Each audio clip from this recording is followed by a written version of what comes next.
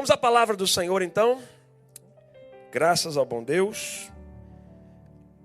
Eu tenho uma mensagem no Evangelho de Marcos, capítulo 4, verso 35. Marcos, capítulo 4, verso 35. O tema da mensagem é treinados na tempestade.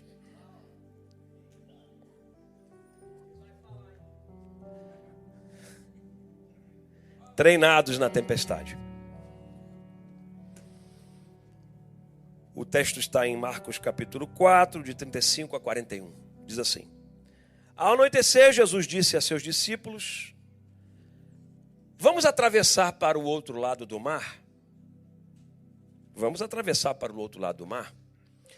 Com ele a bordo, partiram e deixaram a multidão para trás, embora os outros barcos os seguissem. Logo, uma forte tempestade se levantou.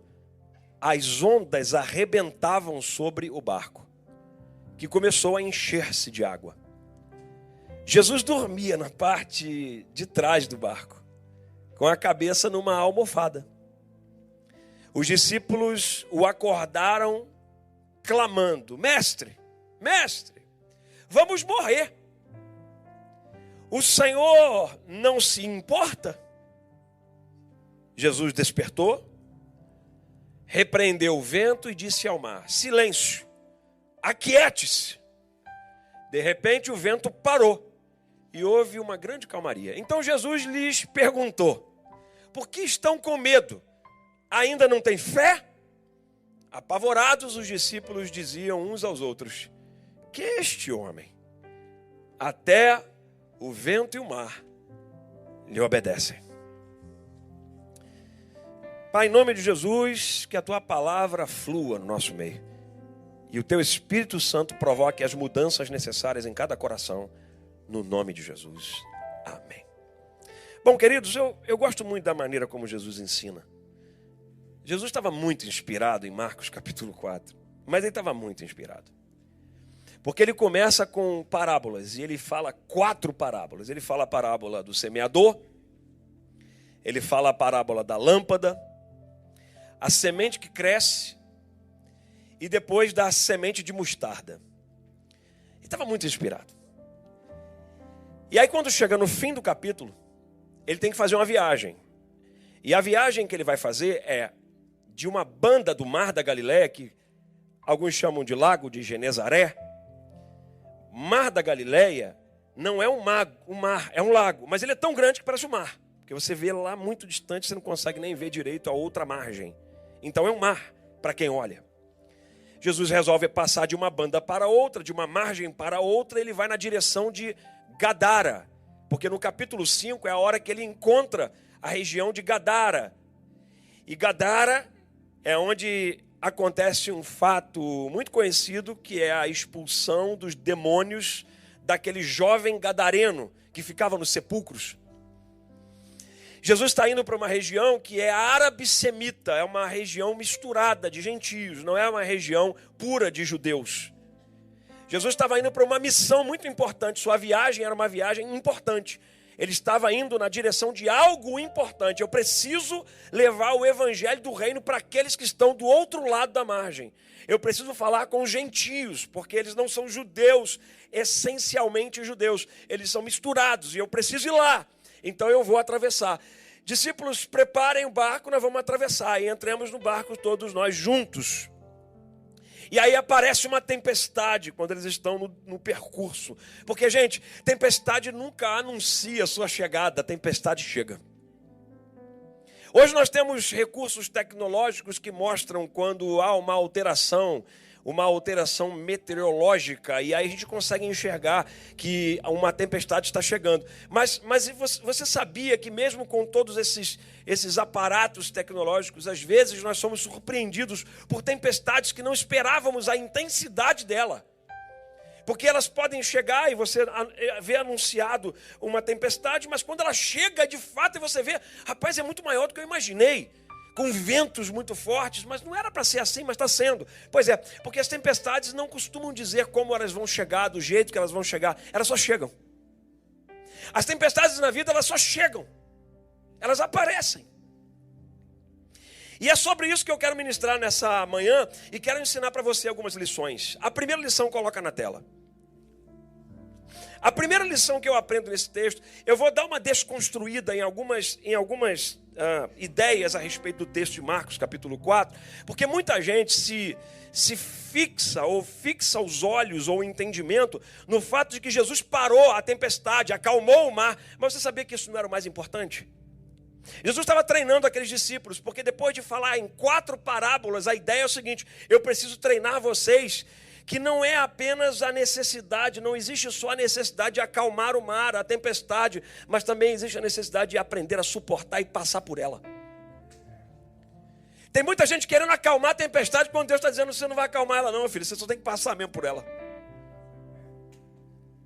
Por isso eu vou dar uma desconstruída um pouco no quesito romântico do texto, porque no quesito romântico do texto, a ideia é, toda vez que tem uma tempestade, eu tenho tanta fé que eu digo: aquieta e tal, e aí às vezes a gente começa a gritar no quarto de casa ou na igreja: aquieta a tempestade, eu não quero mais essa chuva tão forte na minha casa, batendo na minha casa. E na verdade Deus não está ouvindo essa oração, porque Ele está só olhando para você e dizendo assim: filho, eu não posso tirar você da tempestade, filha, eu não posso tirar você da tempestade, eu tenho que te ensinar a passar pela tempestade. Acho que você não entendeu, não. A primeira lição está aqui. Atravessar para o outro lado e abandonar a multidão são marcas dos discípulos de Jesus. Eu disse a você que eu vou extrair lições. A primeira lição é essa: atravessar para o outro lado e deixar a multidão para trás são marcas dos discípulos de Jesus. Olha o texto. Marcos capítulo 4, verso 35 e 36. Ao anoitecer, Jesus disse a seus discípulos: vamos atravessar para o outro lado do mar. Com ele a bordo, partiram e deixaram a multidão para trás. Outros barcos, porém, os seguiram. Gente, andar com Jesus é escolher um lado. Andar com Jesus é escolher um lado. Andar com Jesus é passar para o outro lado. É deixar as convicções das coisas terrenas e absorver as convicções das coisas do céu. Isso é andar com Jesus. Tem gente que anda com Jesus, mas quer continuar no lado errado.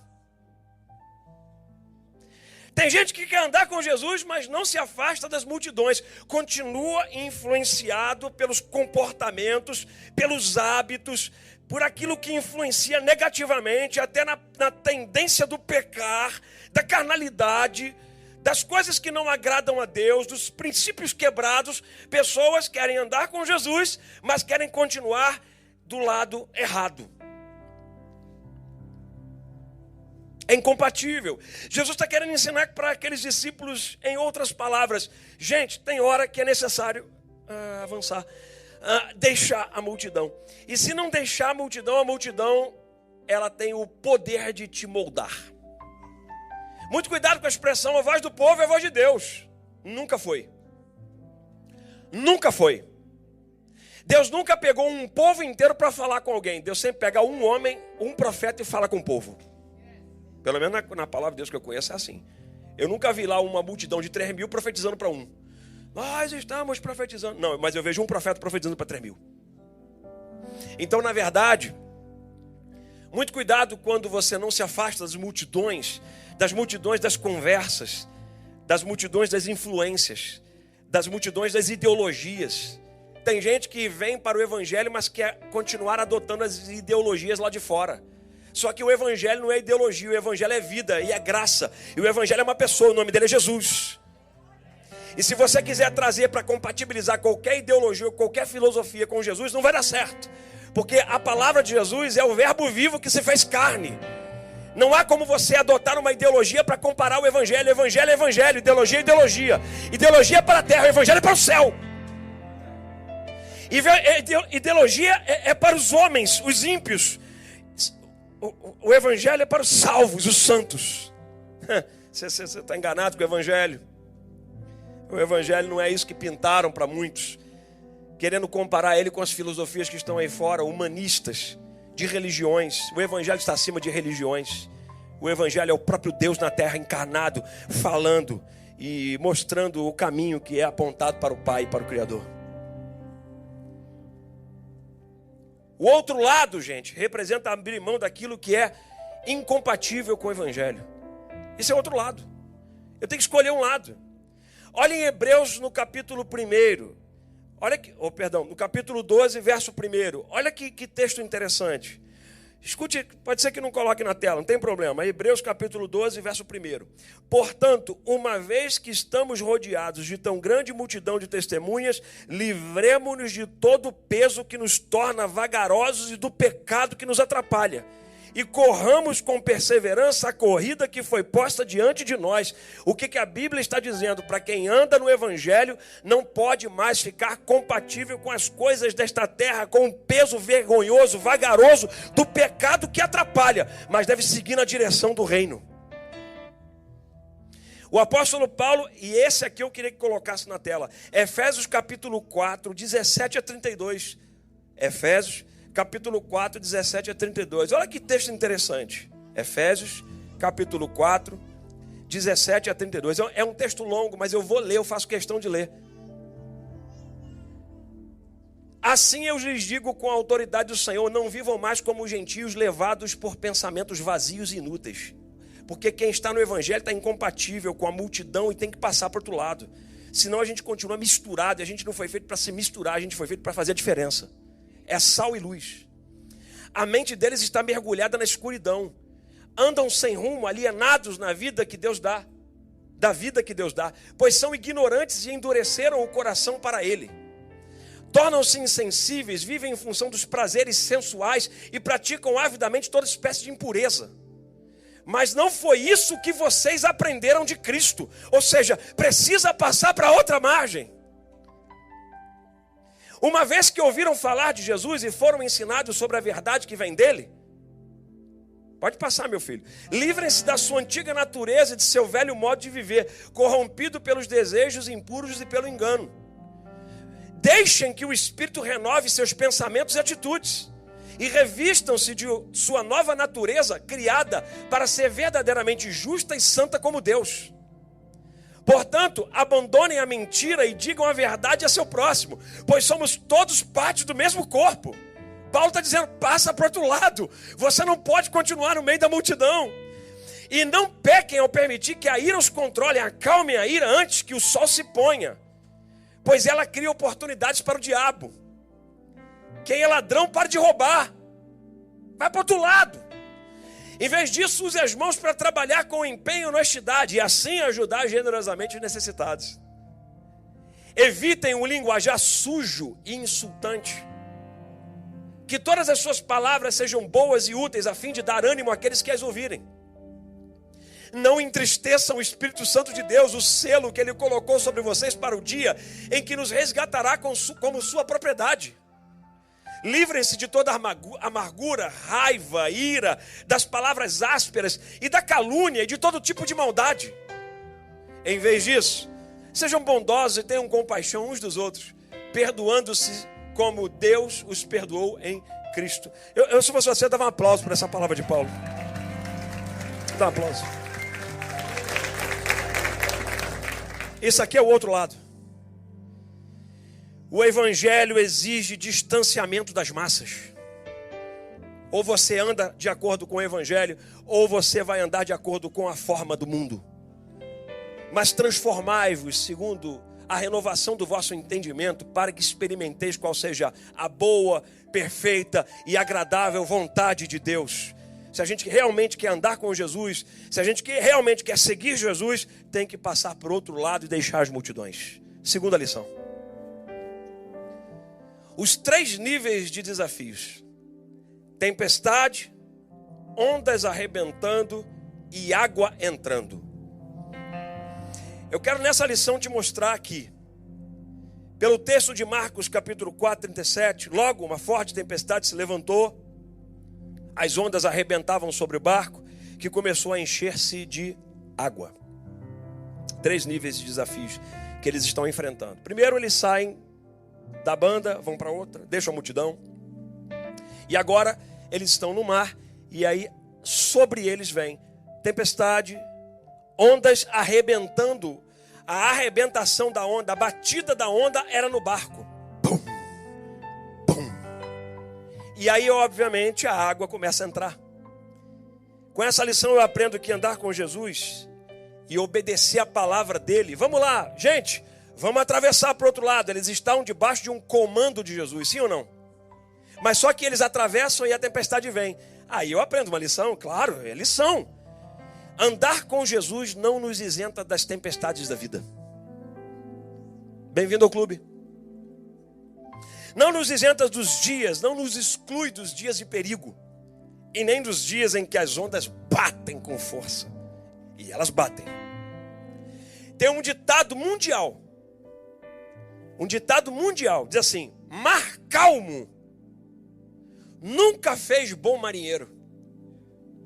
Quem foi da Navy aqui, da Marinha? Alguém da Marinha aqui? Já foi da Marinha? Do Brasil, de algum país? Ninguém, gente?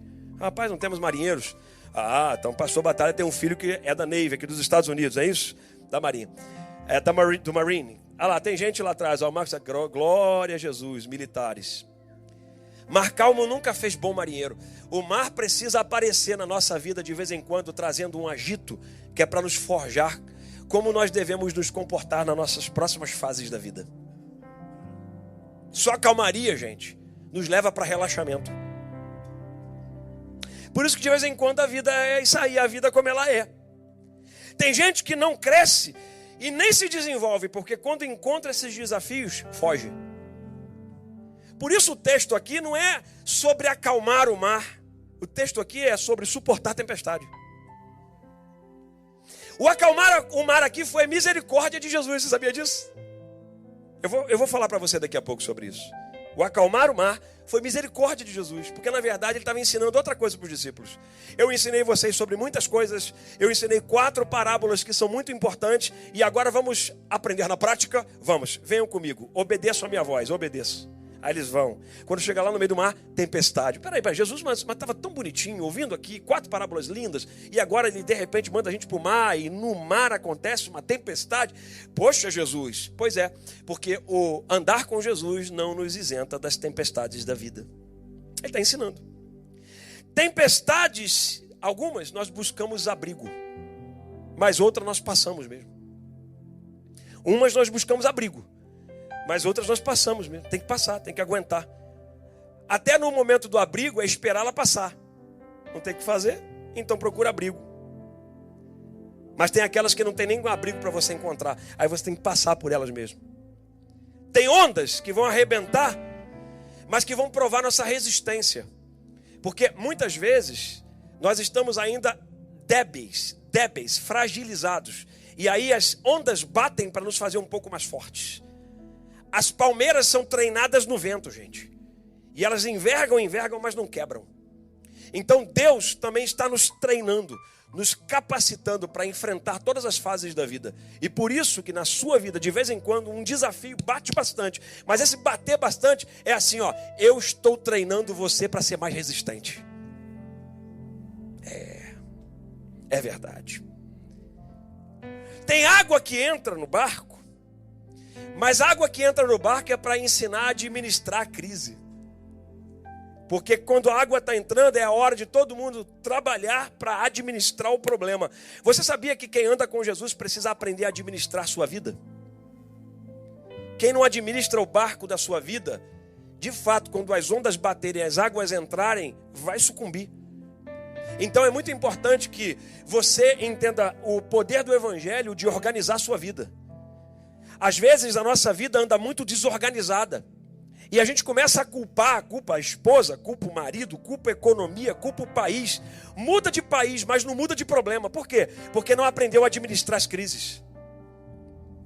Não é uma moeda que vai mudar a sua história. O que vai mudar é o quanto o evangelho está sendo praticado por você. That's it. Não é uma moeda que vai mudar a economia da sua casa. O que vai mudar a economia da sua casa é o quanto você aprendeu a administrar com os princípios que Deus te deu. É isso que faz a diferença. Eu não gosto do evangelho burro, medíocre, não. Eu aprendi o evangelho inteligente. O evangelho do Jesus gestor e do Jesus Senhor. Porque nós, às vezes, por causa das nossas mazelas do passado cultural, Por causa da cultura medíocre que muitos de nós fomos inseridos, a gente às vezes pega esse evangelho medíocre para nós, ou melhor, desenha o evangelho medíocre para nós. É o evangelho da miséria, é o evangelho da inferioridade, é o evangelho da insegurança, é o evangelho só do dinheiro, é o evangelho só do bem-estar, só para eu. Então eu oro, eu peço, eu clamo, eu quero. E o evangelho ele é muito além disso. O evangelho é a organização completa da vida, gente. O evangelho completa tudo em nós. O evangelho organiza nossos filhos. O evangelho organiza nossa casa. O evangelho organiza nossa igreja. O evangelho organiza nossa mente. Organiza nossas finanças. O evangelho organiza tudo. Você só precisa deixar. O nosso problema é que nós não deixamos o evangelho entrar em nós. Porque nós queremos só porções do evangelho, mas não deixamos o evangelho entrar por inteiro. Gente, isso é para todos nós. Eu estou me incluindo, porque eu também sou igual a você. E de vez em quando eu quero só uma porção do evangelho, uma parte dele, que é a parte que está melhor para mim, mas eu não quero aquela parte do cordeiro, que é a pior de comer.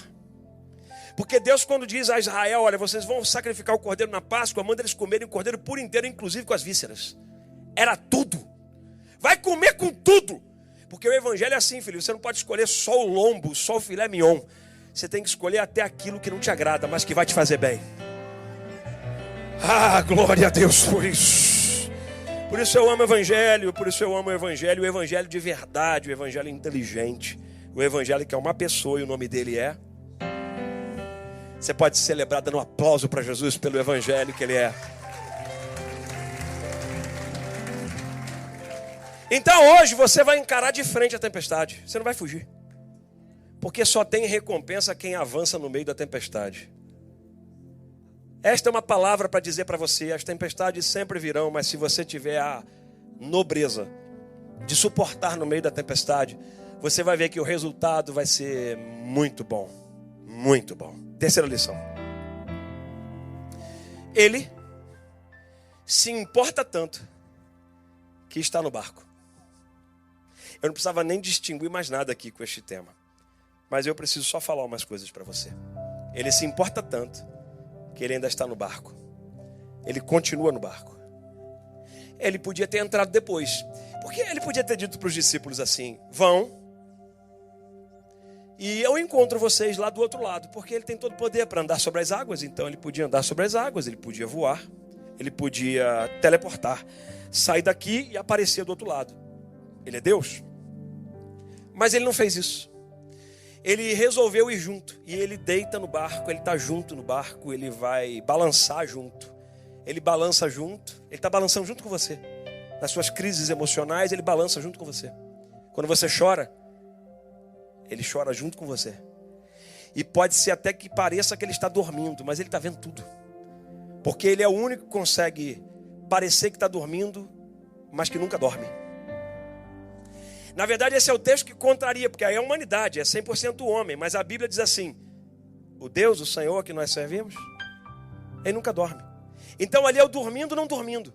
Aí eu me lembro de um texto que diz assim, eu dormia, de Cantar de Salomão, eu dormia, mas o meu coração velava. Eu dormia, mas estava acordado. É exatamente Jesus no barco, na tempestade. Ele está dormindo, mas está acordado, porque ele não dorme. Então assim, quando você chorar, ele chora contigo. Quando apertar, aperta para ele também. Quando você pedir socorro, ele vai estar bem ali perto de você. Quando você encontrar aqueles dias tão nebulosos e cinzas, escuros, ele vai estar lá também. Porque ele não sai do barco, ele resolveu entrar no barco junto. Ele poderia só assistir a cena, mas ele resolveu ser coadjuvante, protagonista, participante. Ele resolveu ser tudo. Ele escolheu passar junto com você a tempestade.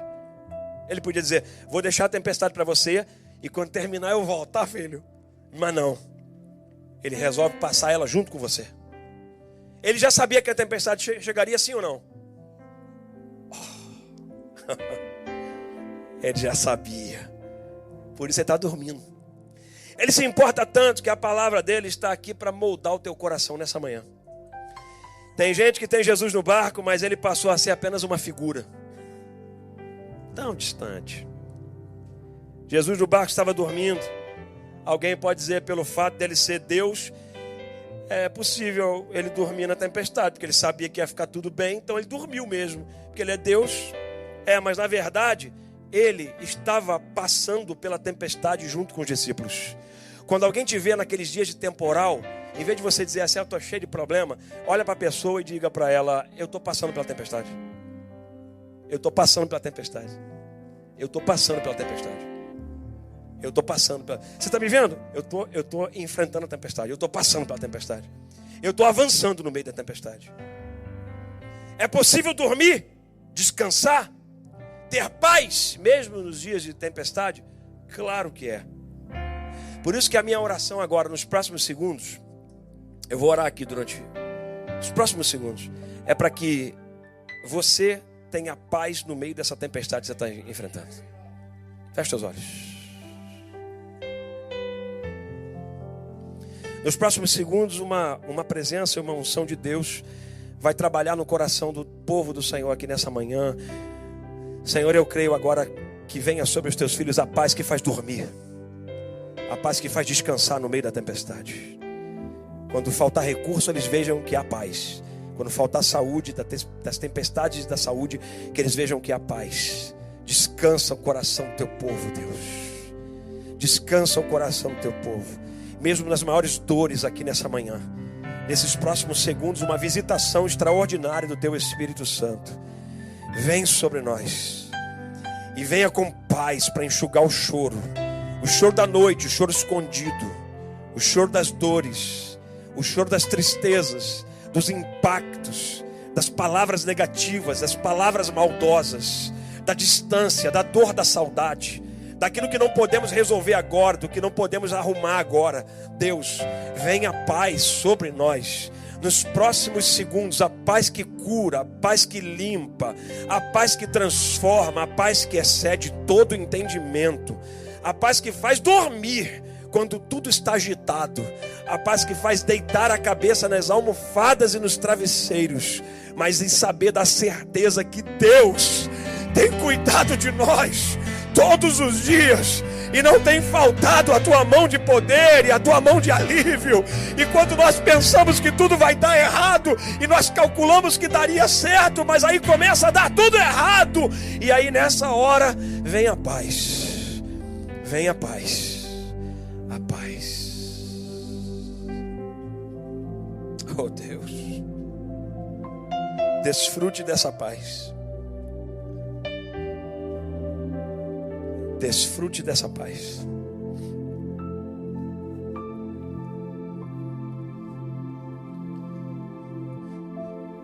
Me ajuda cantando aquela música. Tá chorando por quê?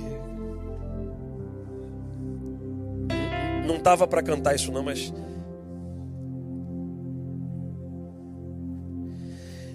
eu sinto que esse momento é o momento do trabalhar do Espírito Santo. Eu não posso tirar esse momento dele. Eu tenho o último tópico, a gente vai encerrar a mensagem agora, mas eu queria que você experimentasse mais da porção do Espírito Santo, porque Ele é o dono desse lugar, Ele é o dono de tudo. Pode ser só no solo mesmo, você não precisa nem subir a banda, só no solo. Eu vou continuar o último tópico, mas canta essa canção.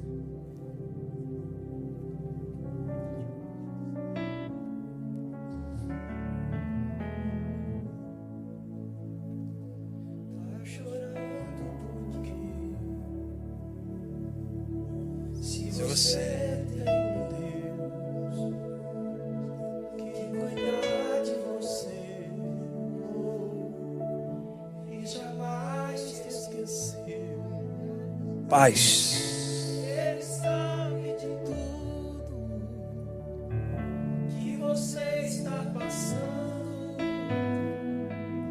e mandou te dizer que Ele está. Mais uma vez, está chorando. Está chorando porque se você tem um Deus que cuida de você e jamais te esqueceu. Oh, bondade de Deus. Ele sabe de tudo que você está passando. Mandou te dizer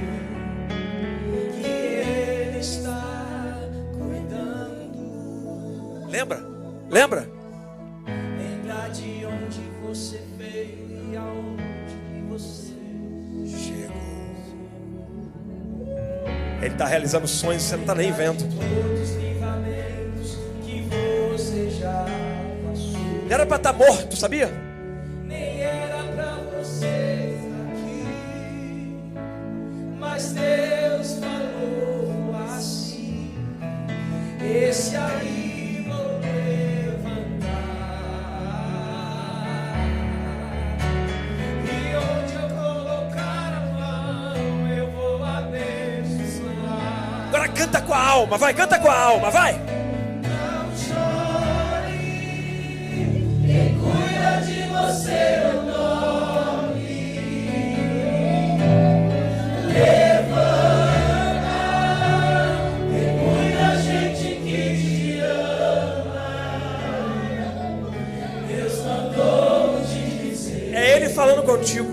que vai acontecer. Passa na tempestade, na baixura. Deus mandou te falar que tudo vai passar. Lembra, lembra, lembra, vai. Lembra de onde você veio e aonde que você chegou. Vai lá na baixura. Lembra de todos os livramentos que você já passou. Diga, diga. Nem era pra você estar aqui, Mas Deus falou assim: esse aí vou levantar,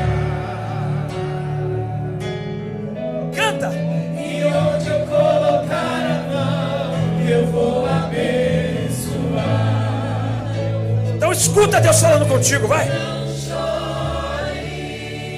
Quem cuida de você não dorme. Tá bom, Cleiton? Levanta, Rafa, Deus cuida de você, meu filho. Deus cuida de você, Rafa. Deus mandou te dizer Que vai acontecer. Deus mandou te falar que tudo vai passar. Deus mandou te dizer que vai acontecer. Deus mandou te falar que tudo vai passar.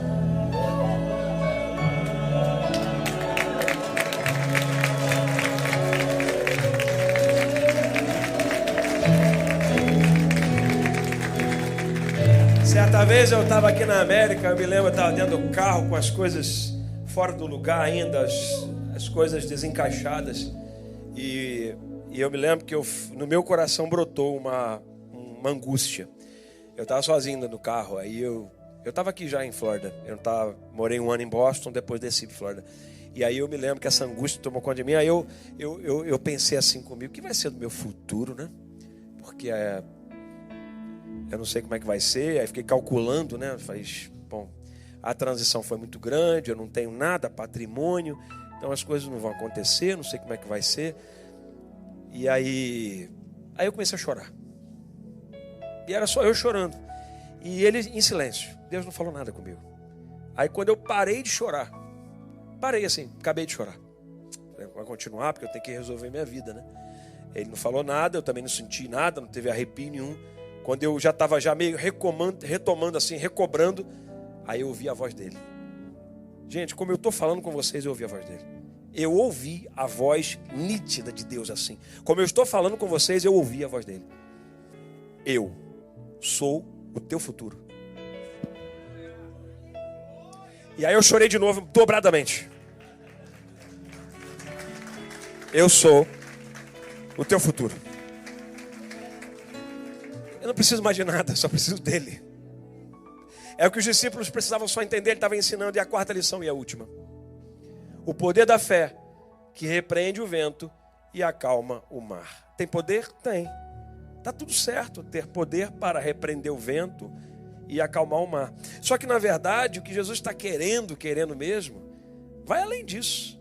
O texto diz: Jesus despertou, repreendeu o vento, disse ao mar: silêncio, aquieta-se. De repente o vento parou e houve grande calmaria.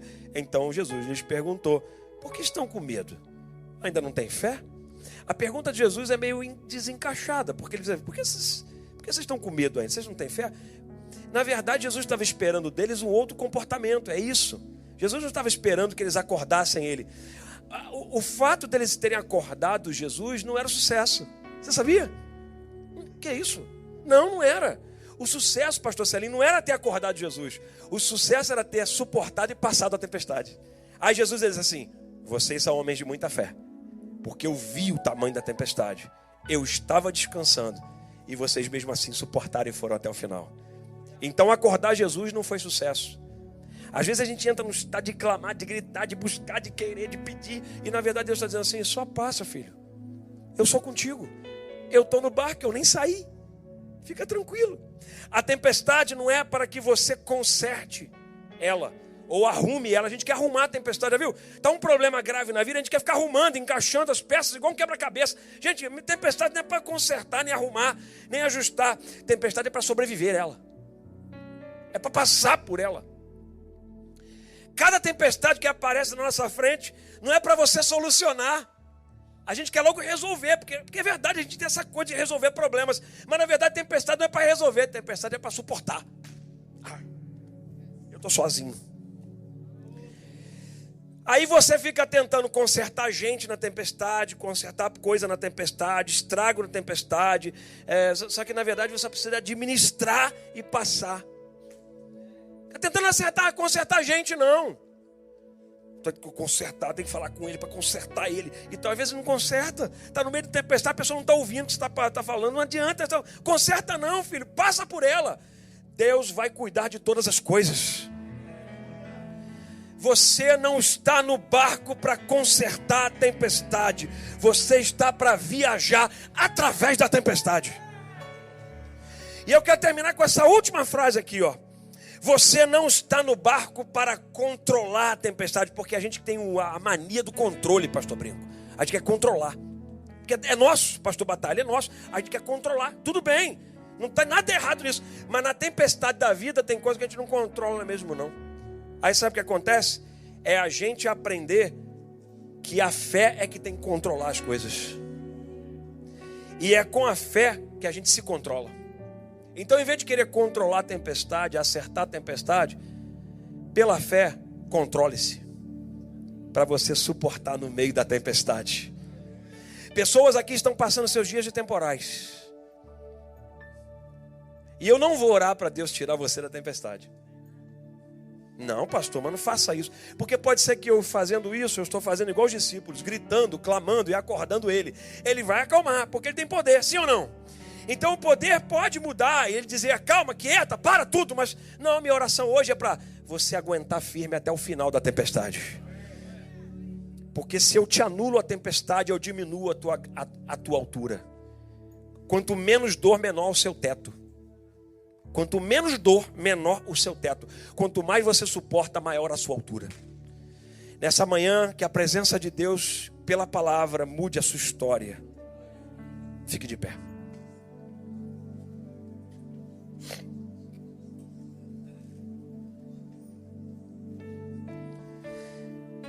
Eu vou fazer um convite. E o meu convite não é um convite emocional, não. É convite para aqueles que estão nas suas tempestades. E a minha oração não vai ser a oração: Senhor, aquieta a tempestade, acalma a tempestade na vida dos teus filhos. Não, não. A minha oração vai ser: Senhor, faz eles aguentarem firme até o final. Resistência. Porque o reino dos céus é tomado por esforço.